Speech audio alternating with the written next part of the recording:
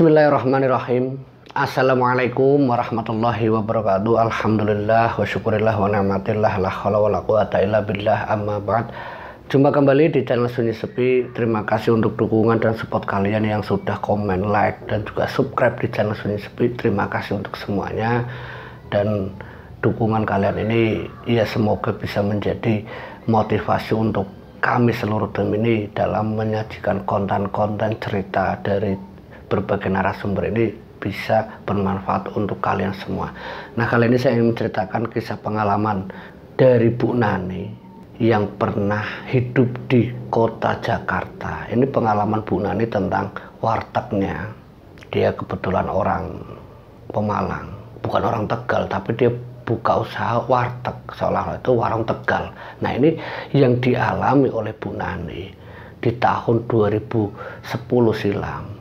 Ini usaha wartegnya itu ya memang dikenal dari berbagai tempat yang banyak orang itu berkunjung ke wartegnya Bu Nani. Nah, di situ sebenarnya juga banyak warteg-warteg yang lain, tapi yang namanya warteg itu dikenal dengan harga yang murah meriah. Pokoknya ini membuat banyak orang itu ya sering berkunjung ke wartegnya Bu Nani. Dan bukan Bu Nani saja, di situ banyak warteg-warteg yang lain. Tapi ini cerita tentang Bu Nani. Di tahun 2010 dia itu dari kampung berangkat ke Jakarta itu tahun 2006. Jadi selama 4 tahun bersama suaminya.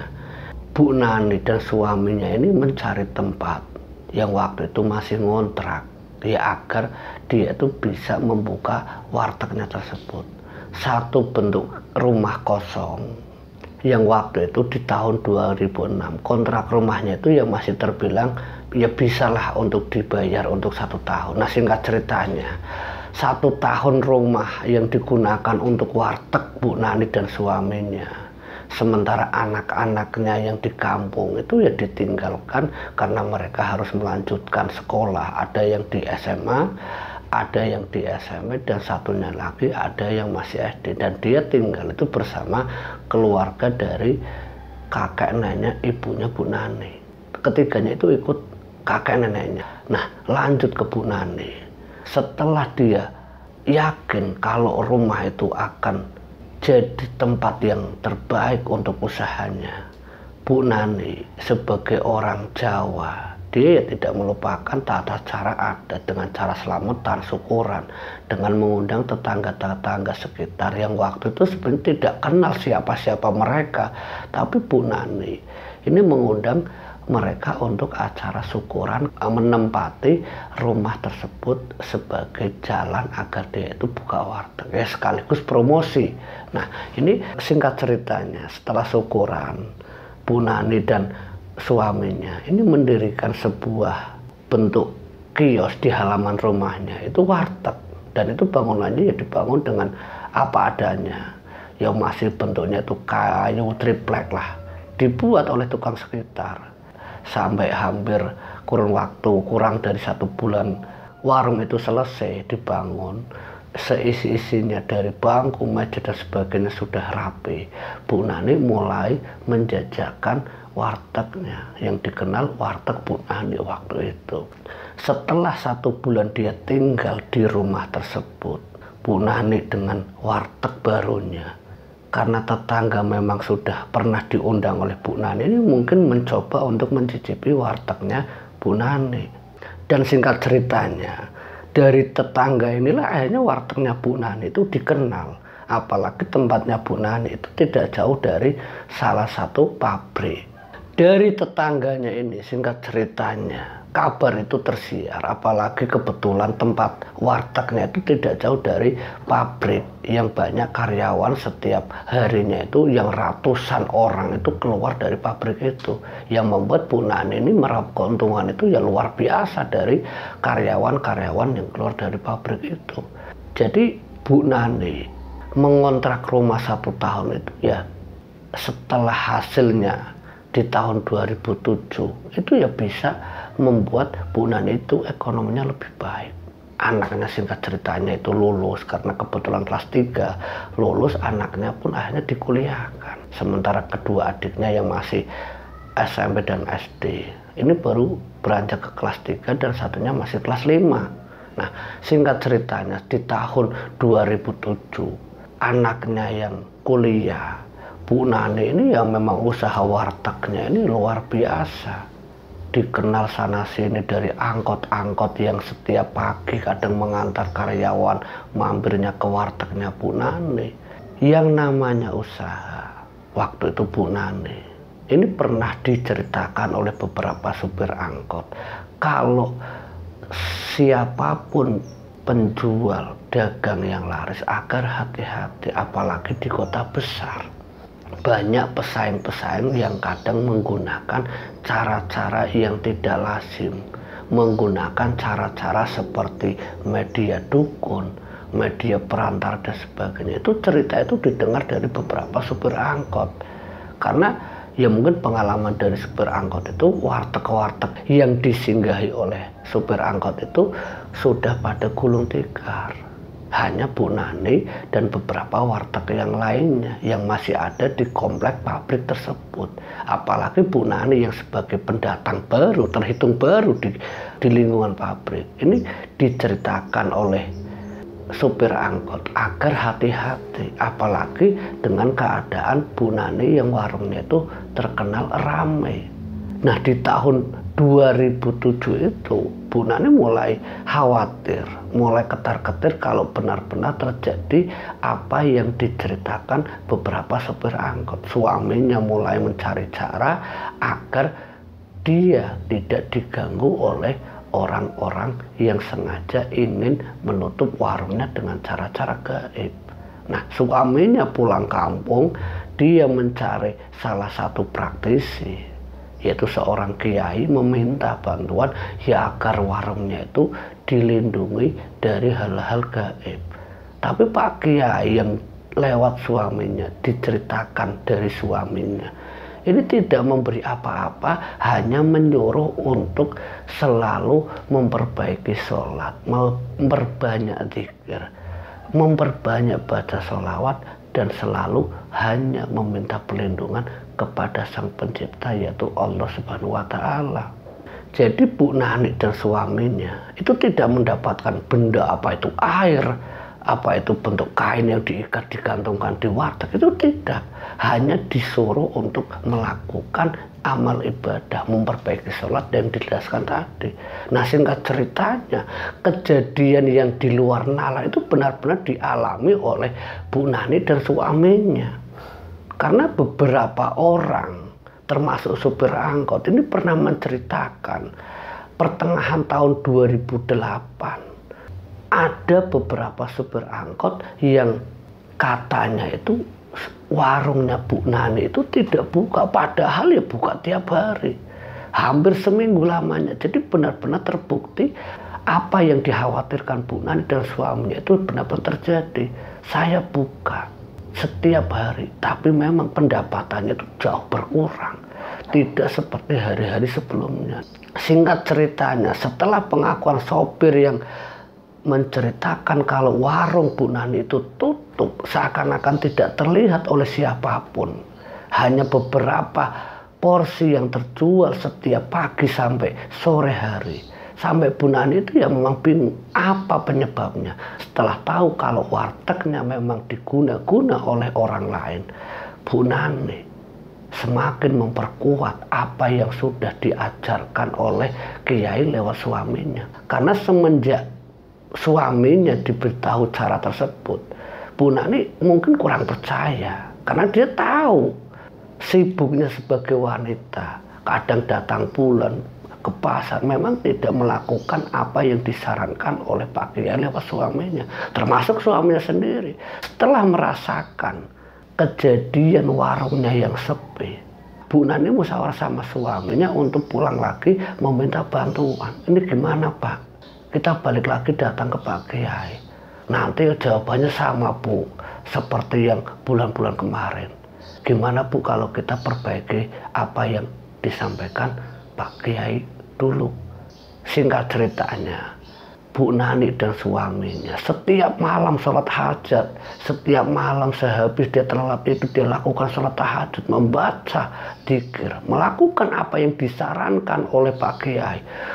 Perkara gaib itu seakan-akan pudar, berhenti begitu saja dan hilang.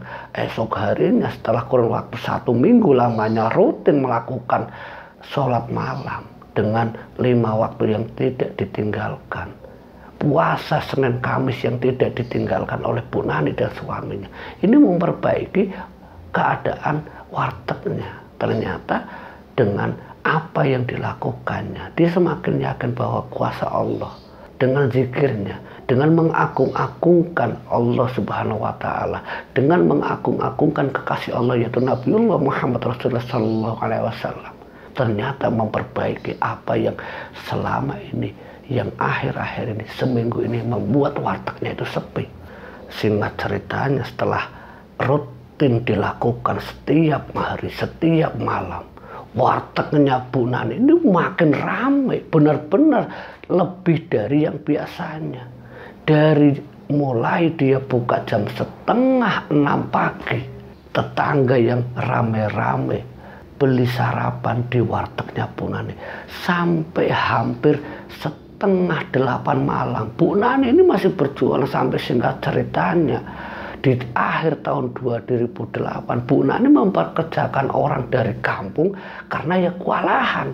Langsung 2 orang meminta bantuan tetangganya untuk ikut bekerja dengan Bu Nani. 2008 menuju ke 2009, Bu Nani dibantu 2 orang ini. Bu Nani lebih fokusnya ke belanja sama ibadah. Udah, Bu Nani tidak lagi aktivitas seperti biasa yang tadinya ikut cuci piring, ikut ini itu dan sebagainya. Karena sudah ada pekerjaannya, Bu Nani lebih ringan, hanya menjadi kasir yang membantu sekedar.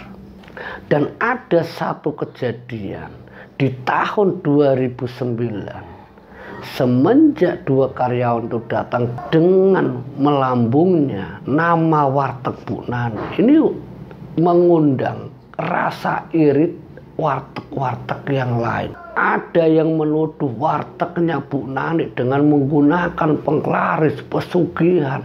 Ada yang menggunakan kalau wartegnya Bu Nani ini tidak wajar, menutup warteg-warteg yang lain.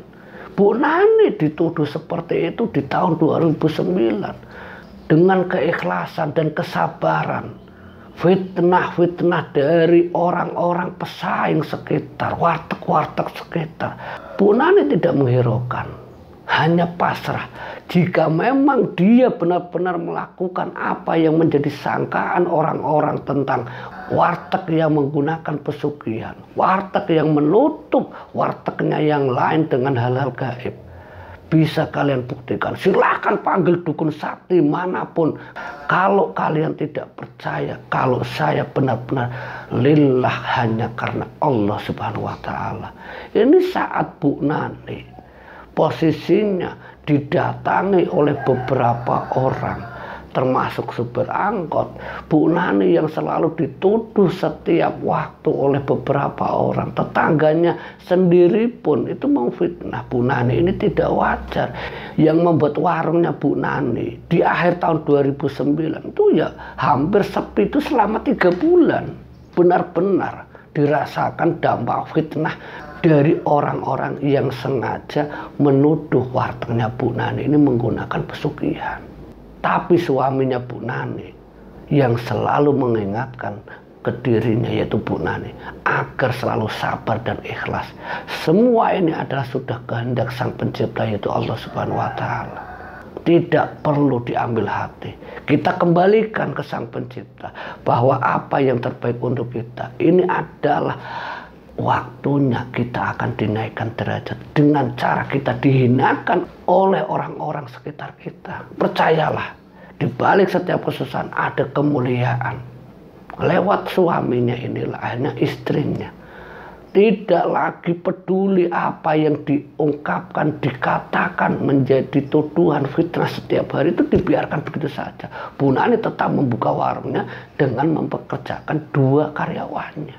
Sampai 2 karyawannya pun kadang sering merasa risih sama Bu Nani. Bu, saya pulang saja Bu, soalnya warungnya sepi.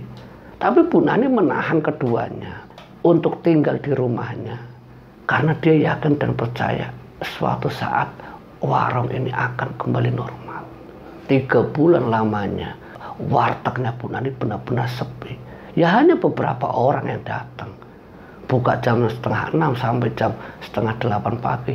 Hanya puluhan orang yang tadinya ratusan. Kiloan beras itu bisa dijual. Lauk pauk beraneka ragam bisa habis dalam 1 hari. Sering sekali Bu Nani harus memubadirkan makan, harus dibagikan ke tetangganya. Bahkan yang lebih sakit Bu Nani, saat makanan-makanan yang dibuat dihidangkan untuk dijual, yang tujuannya daripada mubadir dibagikan ke tetangga, ditolak mentah-mentah oleh tetangga. Bu Nani menangis dalam hati, ya Allah, ada apa ini? Kenapa tetangga pun enggan?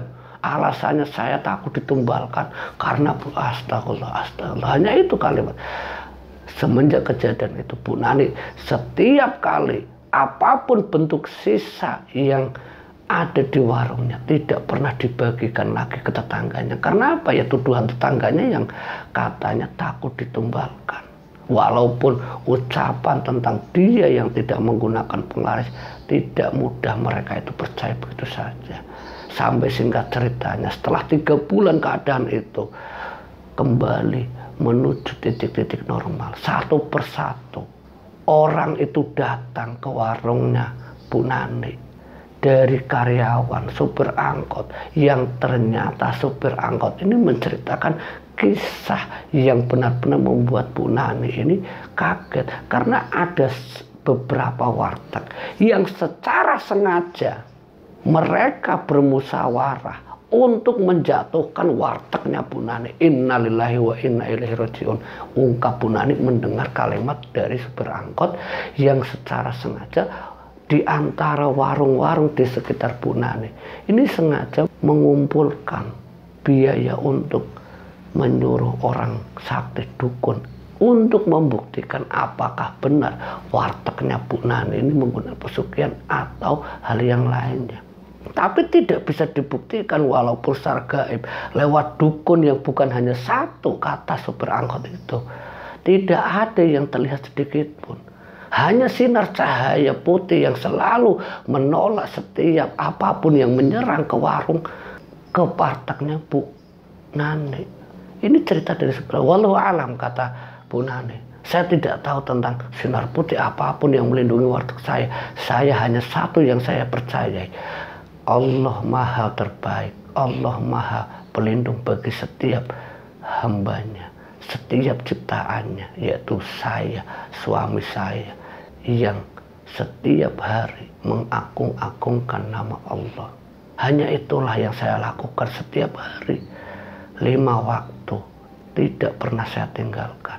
Malam hari saya mengingat dengan zikir. Itu yang setiap hari saya lakukan. Supir angkot pun sampai kaget mendengar apa yang disampaikan Bu Nani. Apa iya Bu? Ya begitulah saya. Pantas saja ibu orangnya kuat. Tidak peduli. Orangnya bisa sabar.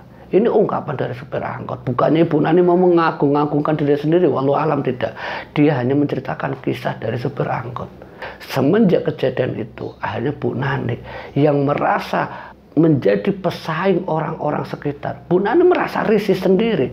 Singkat ceritanya, di akhir tahun 2010, dengan 2 karyawan dan suaminya, Bu Nani memutuskan untuk balik kampung daripada bertahan di situ karena beberapa warga sekitar ini merasa menjadi pesaing untuk rezeki mereka. Bu Nani memutuskan untuk balik kampung dan mendirikan warteg di kampungnya sendiri sampai sekarang. Alhamdulillah rezeki tidak akan tertukar. Dan wartegnya sampai sekarang masih ramai. Dari kisah ini kita bisa ambil hikmah dan pelajaran tentang bagaimana maha dahsyatnya Allah Subhanahu wa Ta'ala dengan segala yang dilakukan setiap makhluk ciptaan, yaitu manusia, dengan cara memperbaiki sholat, mengagung-agungkan dengan zikirnya. Alhamdulillah, bismillah. Semoga kisah ini bisa bermanfaat dan memberikan wawasan untuk kita semuanya. Akhir kata, wallahu muwaffiq ila aqwamit thoriq. Wassalamualaikum warahmatullahi wabarakatuh.